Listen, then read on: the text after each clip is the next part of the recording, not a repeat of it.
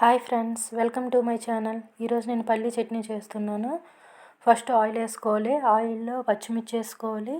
తర్వాత కొంచెం జీలకర్ర, కరివేపాకు, పల్లీలు వేసుకొని బాగా వేగించాలి. వేగేటప్పుడు రెడ్గా అవ్వాలి. రెడ్గా అయితే టేస్ట్ చాలా బాగుంటుందండి. చాలా అంటే మా పిల్లలు చట్నీయే బాగా తింటారు. ఇడ్లీ దోశ కన్నా ఇడ్లీ దోశలో చాలా టేస్టీగా ఉంటుందండి. చింతపండు వేసుకోవాలి. సాల్టు, చింతపండు మర్చిపోకూడదు. పల్లీలు బాగా రెడ్గా వేపాలి. ఇంకా మిక్సీ చేసుకున్నానండి. మిక్సీ చేసుకున్నాక ఇందులో వేడి నీళ్ళండి. మనకు కొంచెంగా పలసగా కావాలంటే, చట్నీ పలచగా కావాలంటే అందులో వేడి నీళ్ళు వేసుకోవాలి. వేడి నీళ్ళు వేసుకుంటే టేస్ట్ బాగుంటుంది. లేకపోతే స్మెల్ బాగోదు, పచ్చి స్మెల్ వస్తుంది.